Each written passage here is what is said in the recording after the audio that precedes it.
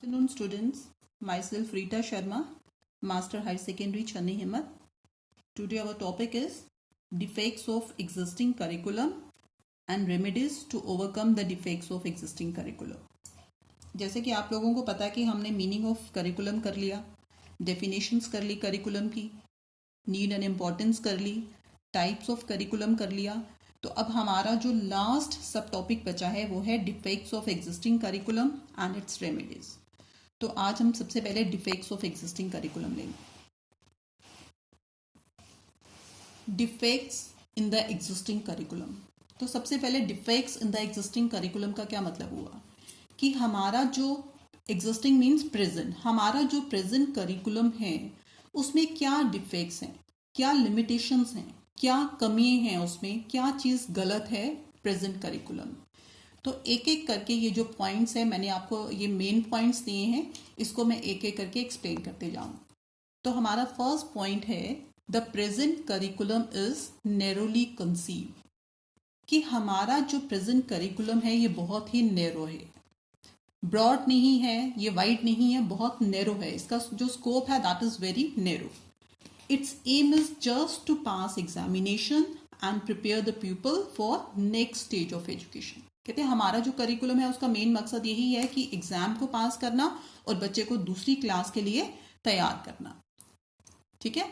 अब सेकंड है the present curriculum is teacher centred. कहते हैं हमारा जो प्रेजेंट करिकुलम है ये टीचर सेंटर्ड है, ना कि चाइल्ड सेंटर्ड. ये करिकुलम ज्यादा इंपॉर्टेंस देता है टीचर को. It does not cater the needs and interest of the child. कहते टीचर को इंपॉर्टेंस दी जाती है, बच्चे को इंपॉर्टेंस नहीं दी जाती. टीचर के टैलेंट्स को उभरने का मौका मिलता है, ना कि बच्चे को, और ना ही बच्चे की नीड्स और इंटरेस्ट को ध्यान में रख के जो है ये करिकुलम बनाया गया है. Then third point is the present curriculum does not provide opportunity of flexibility and dynamism. कहते हैं हमारा जो प्रेजेंट करिकुलम है ये फ्लेक्सिबल भी नहीं है. फ्लेक्सिबल नहीं है मतलब we can't change it according to the needs and aspirations of the child. मतलब करिकुलम इतना फ्लेक्सिबल नहीं है कि जब हम चाहें इसको हम बच्चों की नीड्स के अकॉर्डिंगली, उनके एस्पायरेशंस के अकॉर्डिंगली हम उसको चेंज कर सकें. ये करिकुलम इतना फ्लेक्सिबल या डायनामिक नहीं है. Then fourth point is the present curriculum is not society based. कहते हैं हमारा जो प्रेजेंट करिकुलम है ये सोसाइटी बेस्ड भी नहीं है. ये सोसाइटी की नीड्स को या सोसाइटी के इंटरेस्ट को ध्यान में रख के नहीं बनाया गया. Then fifth point is the curriculum is not related to real life situation. कहते हैं हमारा जो प्रेजेंट करिकुलम है ये जो है रियल लाइफ सिचुएशंस के साथ भी रिलेट नहीं करता. ये बच्चे को प्रिपेयर नहीं करता फॉर लाइफ. कि लाइफ की जो प्रॉब्लम्स हैं उनको सॉल्व करने के लिए बच्चे को प्रिपेयर नहीं करता. Then next point is it is not scientific based. कहते हैं हमारा जो प्रेजेंट करिकुलम है ये साइंटिफिक भी नहीं है. It means that curriculum is not based on practices और रिसर्च. कहते हैं इसमें जो है करिकुलम जो है बहुत ही थ्योरेटिकल है, साइंटिफिक नहीं है. इसमें प्रैक्टिकल्स नहीं है, इसमें रिसर्च वर्क नहीं है. The next point is the present curriculum is not job oriented. कहते हैं हमारा जो प्रेजेंट करिकुलम है ये जॉब ओरिएंटेड भी नहीं है. ये बच्चे को किसी भी जॉब के लिए प्रिपेयर नहीं करता, ताकि वो जब वो करिकुलम पढ़ लेता है, जब कोई एग्जाम पास करता है तो वो अपना मतलब लाइवलीहुड जो है उसको अर्न करने के लिए वो बच्चा जो है तैयार हो, ऐसा हमारा करिकुलम नहीं है. Then 8th point is the curriculum is full of memorisation. कहते हैं हमारा जो प्रेजेंट करिकुलम है it is full of memorisation. मतलब बच्चे को सिर्फ मेमोराइज करना है, क्रैम करना है. It does not provide opportunity to students to use independent and creative thinking. बच्चे को बिल्कुल भी अपॉर्चुनिटी नहीं है कि वो अपने ब्रेन को, अपनी इंडिपेंडेंट थिंकिंग को, अपनी क्रिएटिविटी को वो यूज कर सके. करिकुलम बहुत ही थ्योरेटिकल है, इसलिए बच्चे को सब हर चीज़ जो है उसको मेमोराइज करना है, उसको क्रैम करना है. Then 9th point is the present curriculum prepares the child for examination but not for knowledge seeking. कहते हैं हमारा जो प्रेजेंट करिकुलम है ये प्रिपेयर करता है बच्चे को सिर्फ और सिर्फ एग्जाम पास करने के लिए, ना कि नॉलेज को सीख करने के लिए, अपनी नॉलेज को इन्हांस करने के लिए. Then 10th point is The other defects of curriculum is introducing foreign language at lower stage. कहते हैं और क्या डिफेक्ट है करिकुलम का, और डिफेक्ट ये है हमारे प्रेजेंट करिकुलम में कि इसमें जो फॉरेन लैंग्वेजेस हैं वो बहुत ही इनिशियल स्टेजेस पे हम लोगों ने इंट्रोड्यूस कर दी हैं, जो कि बहुत डिफ़िकल्ट है कि एक छोटे बच्चे के लिए फॉरेन लैंग्वेजेस को समझना, उसको अंडरस्टैंड करना बहुत ही मुश्किल है। तो ये भी एक कहीं ना कहीं कमी है हमारे प्रेजेंट करिकुलम में। तो अब हम इसके रेमेडीज को पढ़ेंगे कि हमारा जो प्रेजेंट करिकुलम है उसमें इतने सारे डिफेक्ट्स हैं, तो हम लोग इस करिकुलम को किस तरह से चेंज कर सकें, किस तरह से इसको इम्प्रूवमेंट इसमें ला सकें, so that we can make improvement to overcome the defects of existing curriculum.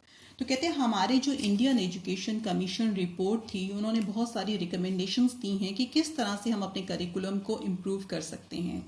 तो हमारे इंडियन एजुकेशन कमीशन का मानना है कि करिकुलम को इम्प्रूव करने के लिए हमें जो है करिकुलम को चेंज करना है, अपग्रेड करना है through researches that are undertaken by university departments, training colleges, state institutes of education and boards. कहते हैं हमने थोड़ी थोड़ी देर के बाद जो है रिविजन करनी है अपने करिकुलम में based on these researches. Teachers को हमने इन सर्विस ट्रेनिंग प्रोग्राम्स चलाने हैं ताकि टीचर की नॉलेज को भी हम अपडेट कर सकें थोड़ी थोड़ी देर के बाद। और हम preparation of teacher learning material, वो भी हमने जो है थोड़ी थोड़ी देर के बाद जो टीचिंग लर्निंग मटेरियल है उसको भी हमने रिवाइज करना है। फिर कहते हैं कि जब हमने करिकुलम को डेवलप करना है तो हमने किन किन चीज़ों का ध्यान रखना है। तो हमने बच्चों का लेवल को ध्यान में रखना है, level of students, needs of the society की क्या नीड्स हैं, नेचर ऑफ कंटेंट, किस तरह का कंटेंट होना चाहिए, means of providing learning experiences कि क्या क्या मेथड्स हम यूज़ करें बच्चों को लर्निंग एक्सपीरियंसेस देने के लिए। तो एक एक करके हम इसके रेमेडीज़ के पॉइंट्स भी जो हैं वो एक्सप्लेन करते जाऊंगी मैं, तो आप ध्यान से सुनिएगा। तो रेमेडीज़ का फर्स्ट पॉइंट है the curriculum should be broad to meet the needs and requirements of the people. कहते हैं हमारा जो करिकुलम है वो ब्रॉड होना चाहिए, मतलब नैरो नहीं होना चाहिए, ब्रॉड होना चाहिए, ताकि बच्चे की जो नीड्स हैं, बच्चे की जो रिक्वायरमेंट्स हैं उसको ध्यान में रखा जाए। Second, the curriculum should B child centred rather than teacher centred. कहते करिकुलम को चाइल्ड सेंटर्ड होना चाहिए, ना कि टीचर सेंटर्ड होना चाहिए। चाइल्ड को जो है हमने ज़्यादा इम्पोर्टेंस देनी है। हम करिकुलम ऐसा होना चाहिए कि बच्चे की जो एबिलिटीज़ है, बच्चे के जो टैलेंट्स हैं उनको उभरने का मौका मिले। हमने बच्चे को ज़्यादा इंपॉर्टेंस देनी है, ना कि टीचर को। थर्ड है the curriculum should be flexible and dynamic. कहते हैं हमारा जो करिकुलम है वो फ्लेक्सिबल होना चाहिए so that necessary changes can be made whenever it demands. कि जब भी हमें लगता है कि करिकुलम जो है वो अप टू डेट नहीं है, बच्चे की नीड्स या बच्चे के इंटरेस्ट के अकॉर्डिंगली नहीं है, तो हमें उस पर जो भी नेसेसरी चेंजेस हमें चाहिए हम उसको कर सकें इसको। और हमारा जो करिकुलम है ये डायनामिक होना चाहिए, it should B full of energy, ताकि बच्चे जो हैं वो अपने नए नए आइडियाज़ जो हैं वो जो हैं अपनी क्रिएटिविटी को डेवलप करने के लिए, अपनी जो क्रिएटिव थिंकिंग को डेवलप करने के लिए नए नए आइडियाज़ जो हैं वो अपने यूज़ कर सकें। Then fourth point is the curriculum should be society based. कहते हैं करिकुलम को जो है सोसाइटी बेस्ड लाना है। सोसाइटी की जो नीड्स हैं, जो सोसाइटी की डिमांड है, जो इंटरेस्ट है सोसाइटी का, उसको ध्यान में रख के हमने करिकुलम को जो है फ्रेम करना है। Then fifth point is the curriculum is related to real life situation. कहते हैं करिकुलम को हमने रिलेट करना है रियल लाइफ सिचुएशंस के साथ, ताकि बच्चों को वो हेल्प कर सके अपनी लाइफ की प्रॉब्लम्स को फेस करने में, अपने लाइफ के जो भी सर्कमस्टांसेस हैं उनको चेंज करने में जो है करिकुलम जो है बच्चों को हेल्प कर सके। Then it should be scientific based. हमारा जो करिकुलम है वो साइंटिफिक होना चाहिए, वो थ्योरेटिकल नहीं होना चाहिए।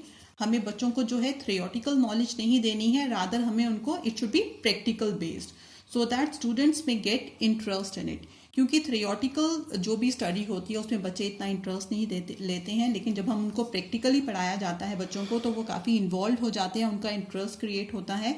तो इसीलिए हमारा जो करिकुलम होना चाहिए वो प्रैक्टिकल, या फिर हम कह सकते हैं it should be scientific based. Curriculum should B job oriented. फिर कहते हैं कि हमारा जो करिकुलम है वो जॉब ओरिएंटेड होना चाहिए। It should prepare the students for a job so that he can earn his livelihood. कि करिकुलम ऐसा होना चाहिए कि जब कोई भी एग्ज़ाम बच्चा पास करता है, अपनी एजुकेशन पास करता है, तो वो किसी भी जॉब के लिए जो है वो तैयार हो सके. Learning by doing should be given importance rather than memorising और क्रैमिंग थिंग्स. फिर कहते हैं कि करिकुलम ऐसा होना चाहिए जिसमें लर्निंग बाय डूइंग हो, कि बच्चे को प्रैक्टिकल नॉलेज दी जाए. प्रैक्टिकल नॉलेज को ज़्यादा इंपॉर्टेंस दी जानी चाहिए रादर देन मेमोराइजिंग और क्रैमिंग थिंग्स. क्योंकि मैंने आपको पहले भी बताया था कि लर्निंग बाय डूइंग जो होती है वो परमानेंट लर्निंग होती है. जब हम कोई भी चीज़ प्रैक्टिकली करते हैं तो उसको हमें बार बार रिवाइज करने की ज़रूरत नहीं होती, वो लर्निंग हमारी परमानेंट हो जाती है. The 9th point is the curriculum should give stress on all aspects of learning. कहते करिकुलम ऐसा होना चाहिए जिसमें सब एस्पेक्ट्स कवर हों, which awakens the interest of the child. Then our last point is foreign languages should not be introduced at lower stages. कहते हैं हमने लोअर स्टेजेस में जो है फॉरेन लैंग्वेजेस को इंट्रोड्यूस नहीं करना है, क्योंकि मैंने आपको पहले भी बताया है कि जो छोटा बच्चा है ये बहुत मुश्किल है उसके लिए कि फॉरेन लैंग्वेजेस को लर्न करना. इतनी इनिशियल स्टेजेस पे फॉरेन लैंग्वेजेस को अंडरस्टैंड करना, उसको लर्न करना एक छोटे बच्चे के लिए बहुत ही मुश्किल है. इसलिए हमने फॉरेन लैंग्वेजेस को इंट्रोड्यूस नहीं करना है at lower stages. So this is all about remedies to overcome the defects of existing curriculum. तो अब बच्चे आपकी होम असाइनमेंट है, आपने ये अपनी कॉपीज पे ये होम असाइनमेंट करनी है. Discuss the limitations of present curriculum and also suggest the remedies to overcome the defects of existing curriculum. तो इसके साथ ही आज हमारा ये जो फर्स्ट चैप्टर है करिकुलम का ये पूरा कंप्लीट हो गया. आई होप कि आप सबको हर चीज़ जो है वो समझ में आई होगी. आपने ये सारी चीज़ें जो हैं अपनी आपने कॉपी मेंटेन करनी है, उसमें पूरा चैप्टर जो है आपने नोट डाउन करना है. और जो मेरा पर्सनल नंबर है उस पर आपने सारी कॉपीज़ अपनी जो हैं 1 by 1 आप सब स्टूडेंट्स ने जो है वो शो करनी है. ओके बेटा, थैंक यू सो मच.